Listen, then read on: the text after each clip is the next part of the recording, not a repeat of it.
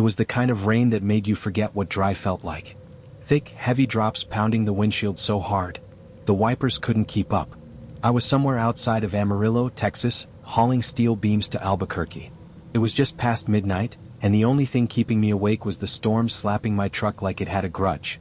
I've driven through everything, dust storms, blizzards, even a tornado once, but there's something about rain at night that makes the road feel lonelier than usual, like it's swallowing the world one dark mile at a time. That's when I saw her. Just past mile marker 119, standing on the shoulder. Soaked through, hair plastered to her face, wearing what looked like a simple gray dress that clung to her like second skin. No umbrella. No bag. Just standing there with one arm raised. I hit the brakes, tires hissing on wet asphalt. Something in me said not to stop.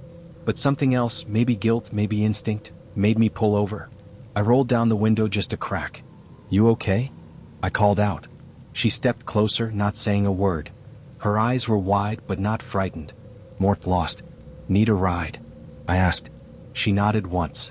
I unlocked the passenger side door and leaned over to push it open.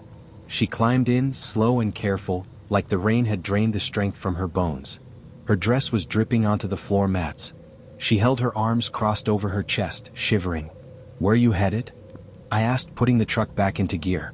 She didn't answer right away, just stared straight ahead. Then, barely audible, "Home." I glanced at her. "Where's home?" She turned her head, finally meeting my eyes. Her voice was soft, steady. "Linden." I felt my gut tighten. Linden was a town I hadn't heard mentioned in years, mostly because it didn't exist anymore. A flash flood wiped it off the map about a decade back. Just foundations left now, and a cemetery half swallowed by the earth. "You sure?" I asked. She nodded again. "I live on Elm Street, number 16. I didn't say anything after that. I just drove. Because suddenly the air inside the cab felt colder than the rain outside. She didn't speak much. I tried making small talk, asked if she needed to call someone, if she had family waiting, if she was hurt. She just shook her head each time. Her hands stayed locked together on her lap, pale fingers interlaced like she was holding on to something invisible. The rain kept falling harder now. It turned the windshield into a waterfall, and I had to slow down to keep from skidding. She didn't react to the thunder or the lightning, didn't flinch once. Most passengers would have asked about the load or where I was headed. She didn't seem interested, just kept staring ahead. After a while, I glanced at her again and asked, "When's the last time you were home?" She turned her head slowly, like the question took a while to reach her. 10 years, she said. "Since the river." I knew what she meant. The river behind Linden had swelled up after a freak storm. The flood wiped out most of the town. The news said only a few families made it out. I remembered seeing aerial shots, entire streets underwater, houses lifted and crushed like matchboxes. I hadn't thought about that in years. "You were there?" I asked. She nodded, her voice quieter than before. "I tried to go back once, but there was nothing left." Her eyes were blank now. Not emotionless, just emptied out, like a place too broken to rebuild. I felt a chill crawl across my skin even though the heater was running. We passed an old gas station I remembered from years back, burned out and crumbling. But she suddenly sat forward. "Stop here." I hit the brakes, easing the truck onto the gravel shoulder. She stared at the station. The windows were shattered. Vines covered half the sign. It had been dead for a long time. "My dad used to bring me here," she whispered. "They had a freezer full of orange popsicles." I didn't say anything. I didn't have to. After a minute, she leaned back, closing her eyes. "You can keep going." So I did. Back on the highway, I looked at her again. But the seat was empty. The passenger door was still closed. The seatbelt buckle untouched. She was just gone. And the only thing left behind was a wet outline where she'd been sitting. I didn't stop the truck right away. I just kept driving, heart thudding like a hammer against my ribs. I kept checking the seat beside me, hoping she'd just slipped down somehow or maybe leaned against the door. But it was empty. I even pulled over a few miles later. Got out. Checked the locks. Walked around the rig like an idiot looking for a ghost. Nothing. And yet, the air inside the cab still felt changed. Like she'd left something behind I couldn't see. I kept going. I didn't know why. Maybe because I felt pulled, like something in me needed to finish what we started. A few hours later, I saw the sign. Linden, 2 miles. The state had removed most of the road markers years ago, but this one must have been forgotten. It leaned, cracked and rusted like the bones of a memory. I turned off the main highway and followed the narrow road through overgrowth and fog. The rain had stopped, but the sky stayed gray, as if the storm had left a shadow behind. I crossed what was left of a bridge, half of it washed out and patched with gravel. Then the trees opened up and there it was. Or what was left of it. Linden. Foundations. Rubble. Twisted rebar and sagging roofs. Nature had claimed it, vines curling through windows and moss eating away the paint. I stopped the truck in front of what used to be a church. The steeple was gone. The cross was split in half. A bell lay rusted in the grass like it had fallen decades ago. And then I saw the street sign. Elm Street. I got out and walked. Number 16 had no number anymore, just a cracked sidewalk leading to a broken porch. But I knew it was hers. There was something left on the steps. A photo. A little girl in the same gray dress, smiling beside two people, probably her parents. Behind them, a white house with a red door. The same steps I was standing on now. I picked up the photo. It wasn't wet. It wasn't faded. And I knew this was where she had been trying to return. Not just a house. A moment in time. But that moment was long gone. And yet, she had come home.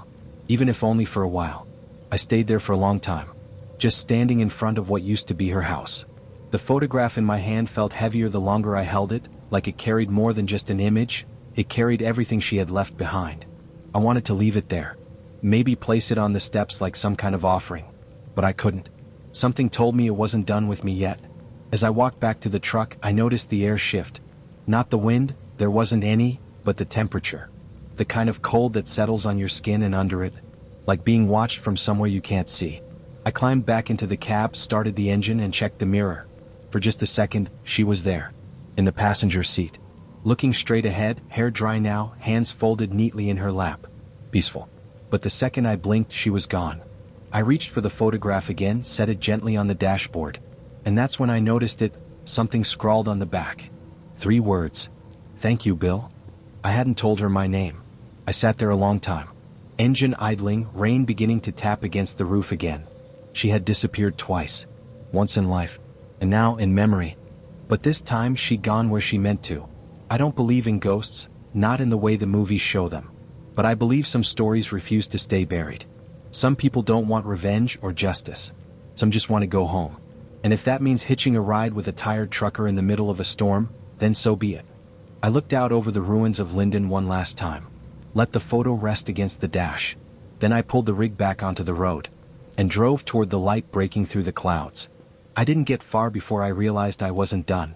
Maybe it was guilt, or maybe it was something else, something softer. Not fear. Not obligation. Just a pull. Like a thread I couldn't see but couldn't break either. So I turned around. I went back to Linden. Not to her house this time. I drove past the church, past the broken sign for Main Street, until I reached the old cemetery. It was still there, swallowed by weeds and vines. Headstones leaned at crooked angles, many of them unreadable. I parked just outside the rusted gate and stepped out. The air was still. Not cold. Not warm. Just still. I walked through rows of markers, careful with my steps. I didn't know what I was looking for, until I saw it. A small grave. Tucked between 2 larger stones. The name was barely legible, but it was there. Emily Rose Whitmore. No dates. No epitaph. Just her name. I knelt down, set the photo beside it. The one from the steps. I don't know why, but it felt right. Like she needed it there more than I did. As I stood up to leave, something caught my eye. Just beyond the fence, near the edge of the woods, was a small shape. A figure. The girl in gray. But younger this time. Maybe 7, maybe 8. She was standing still, watching me. A soft smile on her face. Then, as the wind picked up and rustled the leaves, she turned and walked into the trees. I didn't follow. I didn't need to. She was gone. And this time she'd meant to be. I walked back to the truck. Climbed in. Took one last look at the headstone in the mirror. Then I drove on.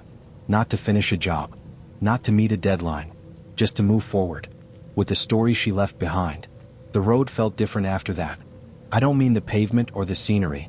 I mean the feeling. Like something had been lifted. Like I'd driven through a shadow and come out the other side. I didn't tell anyone about what happened. Not the other drivers at the truck stop later that week. Not the dispatchers who wondered why I'd taken the long way around. Not even the woman in Albuquerque who signed for the steel shipment and asked if I was okay. I just smiled, said I'd hit some weather. Left it at that. Because how do you explain something like this? That you picked up a girl in the rain who shouldn't have been there? That she told you she was going home to a place that didn't exist anymore? That she vanished beside you like mist through a vent? You don't. You just carry it. Like freight. Sometimes I still hear her. Not like a ghost, not haunting. Just a memory that visits when the road gets quiet and the rain starts tapping the windshield again. Sometimes I look at the passenger seat and expect to see her there. Quiet. Hands in her lap. Staring out the window like she's seeing something long gone. I haven't driven near Linden since. I don't think I need to. Whatever part of her was left behind, she took it with her. And whatever part of me changed that night, it stayed. The highways are full of stories. Some true. Some half-made. Some forgotten. And some ride with you for a while, then disappear. But you remember them. Because even if they weren't meant to stay, they mattered. Just like she did. So now, whenever it rains, I drive a little slower. And I always check the mirrors. Because some passengers, they never really leave.